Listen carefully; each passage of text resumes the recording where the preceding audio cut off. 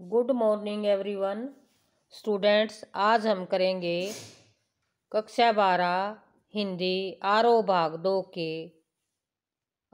दो का। सबसे पहले स्टूडेंट्स हम देख लेते हैं इसका जीवन परिचय।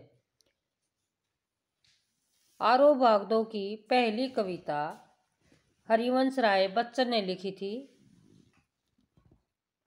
पहली कविता हरिवंश राय बच्चन ने लिखी थी, जिसकी व्याख्या आपको वीडियो बना के दी गई है। उसके अंदर आपको एनसीईआरटी की व्याख्या कर दी गई है। उसके अंदर इनका जीवन परिचय इस प्रकार से है।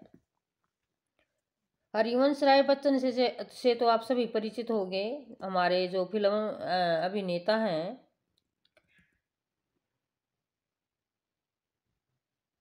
अमिताभ बच्चन जी के पिताश्री हैं हरिवंश राय बच्चन जी, जिन्होंने कविता के अंदर अपना बहुत योगदान दिया है कविता जगत के अंदर। उनका जन्म जो है 1907 में इलाहाबाद यूपी में हुआ था भाई। उत्तर प्रदेश के अंदर इनका जन्म है। और इनकी रचनाएं हैं मधुशाला, जो 1935 में इन्होंने जो है लिखी थी। उसके बाद है मधुबाला और मधुकलश। ये इनकी प्रसिद्ध रचनाएं हैं, मधुबाला, मधुशाला और मधुकलश। उसके बाद निशा निमंत्रण, एकांत संगीत, सतरंगिणी, आरती और अंगारे, ये इनके काव्य संग्रह हैं। क्या भूलूं क्या याद करूं, बसेरे से दूर और प्रवासी की डारी, ये भी इनके संग्रह हैं। उनका पूरा वाग्मय बच्चन ग्रंथावली के नाम से 10 खंडों में प्रकाशित है। इकट्ठा करके रख दिया है, उसके अंदर इन्होंने इकट्ठा ही संकलित कर दिया है। इनका निधन सन 2003 में मुंबई में हुआ। और इनकी साहित्यिक विशेषताएं इस प्रकार से हैं। बच्चन जी एक श्रेष्ठ साहित्यकार थे। हालावाद का परिवर्तन कर साहित्य को एक नया मोड़ दिया। उनका एक कहानीकार के रूप में उदय हुआ था, लेकिन बाद में अपनी बुद्धि कौशल के आधार पर उन्होंने हिंदी की अनेक विधाओं पर लिखा। प्रेम और सौंदर्य, मानवतावाद, व्यक्तिकता, सामाजिक चित्रण आदि उनके साहित्य की विशेषताएं हैं। और इनकी भाषा शैली जो है वो इस प्रकार से है। बच्चन जी प्रखर बुद्धि के कवि थे। उनकी भाषा शुद्ध साहित्यिक खड़ी बोली है। संस्कृत की तत्सम शब्दावली का अधिकता से प्रयोग हुआ है। इसके साथ साथ तद्भव शब्दावली, उर्दू, फारसी, अंग्रेजी आदि भाषाओं के शब्दों का भी प्रयोग हुआ है। उन्होंने प्रांजल शैली का भी प्रयोग किया है। मुख्य रूप से बच्चों आपकी परीक्षा में ये 5 नंबर का आता है। पूरा का पूरा जो है परिचय ये 5 नंबर का आता है। 5 नंबर में आप इस प्रकार से पॉइंट बना के लिखेंगे। सबसे पहले उनका जीवन परिचय, फिर उनकी रचनाएं, निधन, और उसके बाद साहित्यिक विशेषताएं, ऐसे पॉइंट डालकर लिखिएगा। और भाषा शैली आपको इस प्रकार से आपको 5 नंबर बहुत अच्छे से मिल जाएंगे। और आपकी जो जब भी आप लिख रहे हैं, आपकी जो है त्रुटियां इसके अंदर ना हो। कई बार बच्चे जो है इसमें बहुत सारी अक्षर मात्राओं की गलती करते हैं, वो नहीं होनी चाहिए आपकी। तो आपको पूरे 5 नंबर मिल जाएंगे। इसके बाद हम इसकी व्याख्या देखते हैं। एनसीईआरटी की व्याख्या जो है वो करवा दी गई है। ये आपको रिटर्न में दे रही हूँ। यदि आपको फिर से पढ़ना हो, लिखना हो आपके नोटबुक में, तो आप जो है यहाँ से लिख सकते हैं बच्चों। इसकी जो एक गीत जो कविता है हरिवंश राय बच्चन की, उसके अंदर 3 पैराग्राफ हैं। उनकी व्याख्या है ये बच्चों।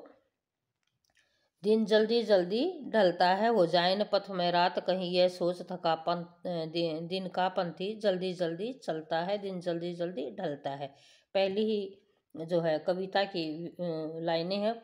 तो हम सबसे पहले कविता की व्याख्या करने से पहले बच्चों, सबसे पहले बेटा प्रसंग लिखेंगे कि जो है ये जो संदर्भ है ये कहाँ से उठाया गया। इसका परिचय देंगे कि ये पंक्तियाँ जो हैं ये कहाँ से उठाई गई हैं। प्रस्तुत काव्यांश हमारी हिंदी की पाठ्य पुस्तक आरो भाग 2 से लिया गया है। इसके कवि श्री हरिवंश राय बच्चन जी हैं। बच्चन जी द्वारा रचित एक गीत नामक कविता से लिया गया है। अब इसकी व्याख्या करेंगे बच्चों हम। कवि क्या कहता है? कवि कहता है कि समय निरंतर आगे बढ़ता जा रहा है, वह कभी भी रुकता नहीं है। समय की गति को देखकर पथिक मन में सोचता है, पथिक माने राहगीर, कि दिन जल्दी जल्दी ढलता जा रहा है, कहीं ऐसा न हो कि रास्ते में रात हो जाए। और मेरी मंजिल भी दूर नहीं है। इस प्रकार यह सोचता हुआ दिन का मुसाफिर भी जल्दी जल्दी चलने लगता है। यह दिन बड़ी शीघ्रता के साथ व्यतीत होता जा रहा है। तो वह भी खुद जल्दी भी मचा रहा है कि भी रात हो जाएगी, रास्ते में तू कहाँ रुकेगा, इसलिए तू अपने घर का राह जल्दी से घर तक जल्दी से पहुँच जा। उसके बाद बच्चों हम लिखते हैं काव्य सौंदर्य। खड़ी बोली का बहुत सुंदर प्रयोग इसके अंदर हुआ है। पुनरुक्ति प्रकाश अलंकार का प्रयोग हुआ है। दिन जल्दी जल्दी ढलता, जल्दी जल्दी शब्द 2 बार आया है। इनकी भाषा जो है सरल है, सहज है और भाव के अनुकूल है और इस पद में शांत रस है। आगे देखिएगा, बच्चे प्रत्याशा में होंगे, नीड़ों से झांक रहे होंगे, यह सोच थका दिन का पंथी, यह सोच थका दिन का पंथी जो है अपने कदमों में जो है वो शीघ्रता भर लेता है कि मेरे बच्चे मेरा इंतजार कर रहे होंगे, इसलिए मैं नीड़ों से झांक झांक कर देख रहे होंगे कि हमारे माता पिता खाना लेने आए थे, अभी तक क्यों नहीं आए हैं। बच्चे प्रत्याशा में होंगे, नीड़ों से झांक रहे होंगे। और इसकी आखिरी लाइन है, दिन जल्दी जल्दी ढलता है। दूसरा ही पैराग्राफ है, छोटी सी कविता है। दिन को जल्दी जल्दी ढलता देकर पक्षी अपने पंखों को तीव्रता से फड़फड़ाते हुए उड़ते जा रहे हैं और सोचते हैं कि उसके बच्चे उसकी प्रतीक्षा कर रहे होंगे और घोंसलों में से अपना मुंह उठाकर देख रहे होंगे। यह ध्यान उन वात्सल्यमयी चिड़ियों के पंखों में बड़ी चंचलता भर देता। वात्सल्यमयी माँ का बच्चे के प्रति प्रेम, अर्थात चिड़ियाँ तेजी के साथ पंख फड़फड़ाती हुई अपनी घोंसलों की ओर बढ़ने लगती हैं। इसलिए कवि कहता है कि दिन बड़ी शीघ्रता से समाप्त हो रहा है। इसका विशेष हम बच्चे इस प्रकार से लिखेंगे। खड़ी बोली का तो हरिवंश राय बच्चन का अपने जीवन परिचय पढ़ा, आपको समझ आएगा। खड़ी बोली का सुंदर प्रयोग किया है इन्होंने।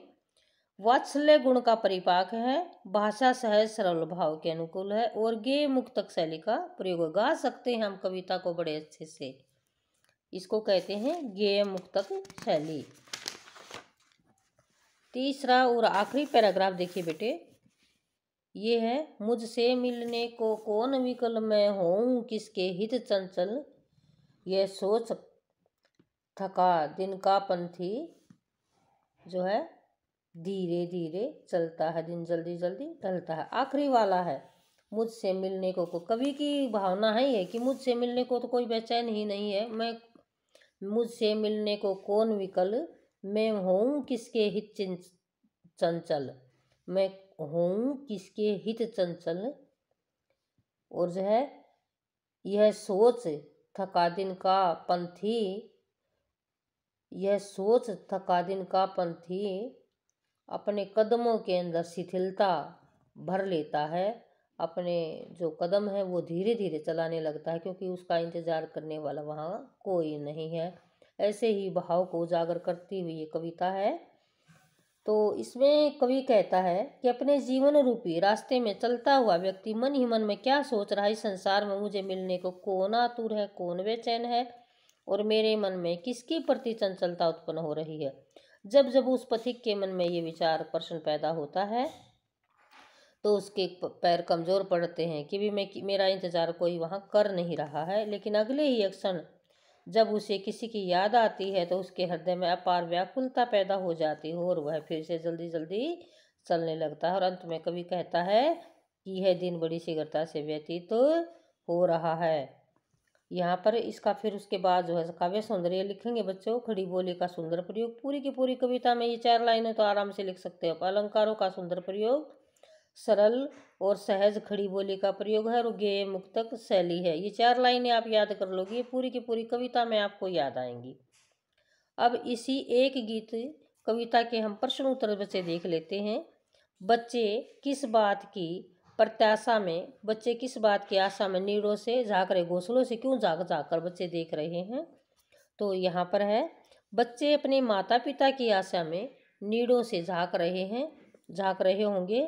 नर और मादा पक्षी दोनों बच्चों के लिए भोजन जुटाने के लिए गए हैं। बच्चे अभी उड़ नहीं सकते, इसलिए वे नीड़ों में यह आशा लिए हुए रहते हैं कि उनके माता पिता कब लौट कर आएंगे और कब वे उन्हें भोजन कराकर उनकी भूख को शांत करेंगे। प्रश्न नंबर 2 देखिएगा बेटा, दिन जल्दी जल्दी ढलता है की आवृत्ति, एक ये जो बार बार जो है कविता के अंदर ये लाइन बार बार रिपीट हुई है कि आवृत्ति से कविता की किस विशेषता का पता चलता है। इस कविता की इस विशेषता का पता चलता है कि बार बार जो है इस शब्द के ऊपर जोर दे रहा है कि समय जो है वो निरंतर गतिशील है, किसी का इंतजार नहीं करता है, उसका काम चलना है, चलता रहता है। यह कभी रुकता नहीं है और न ही किसी की प्रतीक्षा करता है। दिन गुजरने के बाद रात होती है और रात के बाद दिन, इसलिए मानव जीवन का भी धीरे धीरे क्षरण हो रहा है। अतः मनुष्य को भी बड़ी तीव्रता से अपने लक्ष्य की ओर बढ़ना चाहिए, ऐसा भाव ये कविता हमें देती है। धन्यवाद।